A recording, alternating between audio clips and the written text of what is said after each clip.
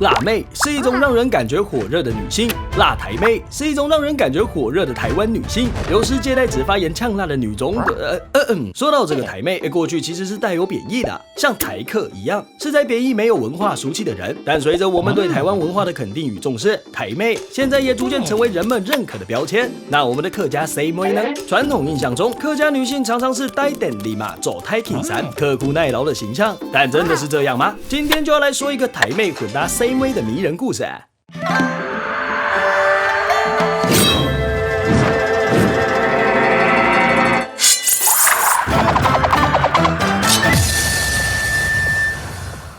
Hello， 大家好，欢迎来到客栈，哈哈哈哟。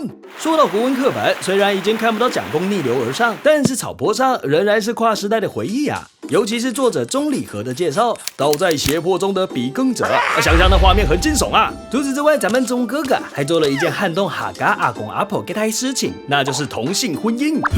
传统家庭价值崩溃啦！这样我们怎么教小孩？钟小姐结婚后居然还是钟太太，我不能接受啊！抱歉，激动了。但过去老一辈看待 Q 乡混姻，就像现代社会看待 Q 新撇混姻一样，根本是让世界崩塌的洪水猛兽啊！为了摆脱束缚，钟礼和不得不带着钟台妹咚咚咚的离开台湾。在钟礼和笔下，钟台妹化身成钟品妹，是个温柔婉约、以夫为天的传统女性，而且刻苦耐劳，育儿持家样样来。很多人透过作品来认识台妹，觉得她根本该获得客家女性楷模奖。But 事情似乎没那么简单。根据后来台妹的访谈，整个故事比妈祖托梦还要急转直下。私奔的浪漫爱情故事变成坏公子拐骗女佣来做菜。钟礼和当初为了带走台妹，说他自己在中国东北开工厂，想请台妹去帮忙做饭。本来以为单纯去赚钱而已，后来才发现做饭有很多意思啊！塞你的空白喽！在后来的回忆中，台妹也曾说礼和先生生活无法自理。台妹甚至说，要不是俺囊心沉住气耐着性子，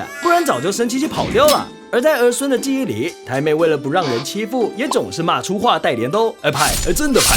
说到这里，钟礼和那个温顺的钟品妹几乎是同人二创了。但我们并不是要批评钟哥哥的作品，而是我们若只看到男性视角下的女性会很片面，甚至是错误的。在坚韧温顺的这个标签下，客家女性也有自己的声音啊，就如同客家文化也不是只有蓝山擂茶这么简单，是吧？